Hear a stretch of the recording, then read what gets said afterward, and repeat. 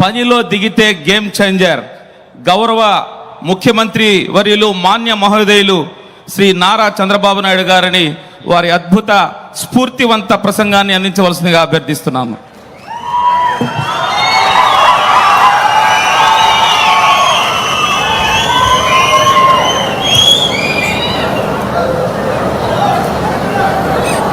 వేదిక పైన పెద్దలకి నేను ఈరోజు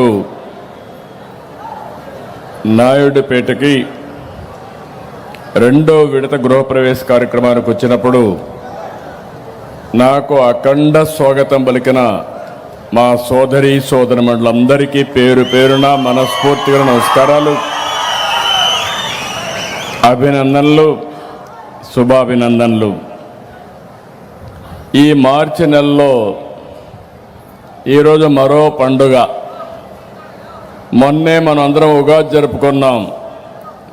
ఉగాది పచ్చడి రుచి చూసాం. నిన్నే రంజాన్ జరుపుకున్నాం. ఇప్పుడు 2,50,000 మందికి అతి పెద్ద పండుగ, జీవితంలోనే ఒక మలుపు.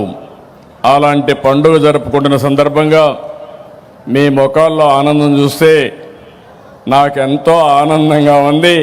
నా జన్మ ధన్యమైందనే ఆలోచన నాకు వచ్చే పరిస్థితికి వచ్చింది.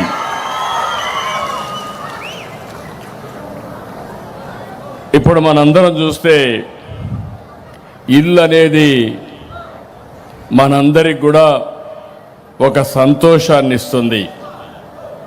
అలాంటిది ఈరోజు 2,50,000 మంది గృహప్రవేశాలు చేస్తున్నారంటే ఇది ఒక చరిత్ర. కూటమి ప్రభుత్వం వచ్చిన తర్వాత 21 నెలల్లో రెండోసారి ఈ గృహప్రవేశాలు చేస్తున్నాం. ఈరోజు గృహప్రవేశాలు చేసే సోదరి సోదరులందరికీ అభినందనలు, శుభాకాంక్షలు. నూతనంగా మీకు ఇల్లు వచ్చింది. భవిష్యత్తులో మంచి ముహూర్తం అప్పుడు మీకు హ్యాండ్ ఓవర్ చేశాను. భవిష్యత్తులో అన్ని శుభాలే కలగాలని, మీ జీవితాలు వెలుగులు పంచాలని మనస్ఫూర్తిగా సంకల్పిస్తున్నా. ఇళ్ళు అనేటివి మీరు ఒక్కసారి గుర్తుపెట్టుకోవాలి. ఒకప్పుడు పేదవాడు ఉండేది గుడిసెల్లో ఉండేవాళ్ళు. 1984 ఎన్టీ రామారావు గారు ఆలోచించారు, నా పేదవాడు ఉండవలసింది గుడిసెల్లో కాదు, పక్కా ఇంటిలో ఉండాలని. పక్కా ఇళ్ల నిర్మాణానికి శ్రీకారం చుట్టిన యుగ పురుషుడు నందమూరి తారక రామారావు గారు. ప్రతి పేద కుటుంబానికి శాశ్వతంగా ఇళ్లు నిర్మించి ఇవ్వాలనేది మా సంకల్పం.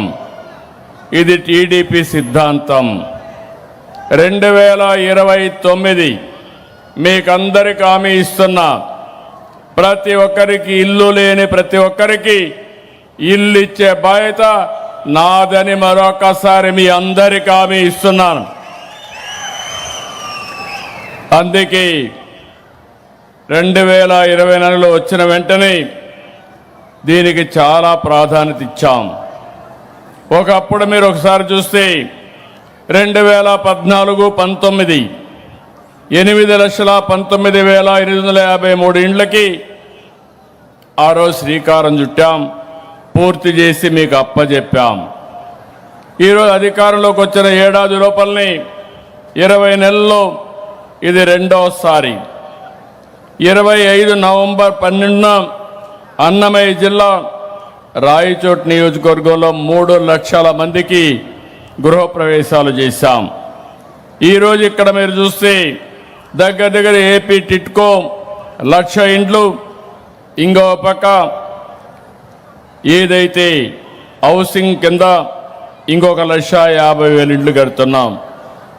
ఈ ఒక్క తిరుపతి జిల్లాలో 15,659 ఇళ్లు నిర్మించి ఈ పేదవాళ్ళ కళ్ళల్లో ఆనందం చూడడం నా అదృష్టంగా నేను భావిస్తున్నాను.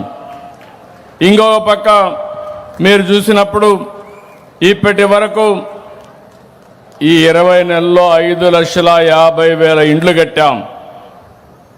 మళ్ళీ రేపు రాబోయే రోజుల్లో మీరు చూస్తే ఇందులో 4,52,000 ఇండ్లు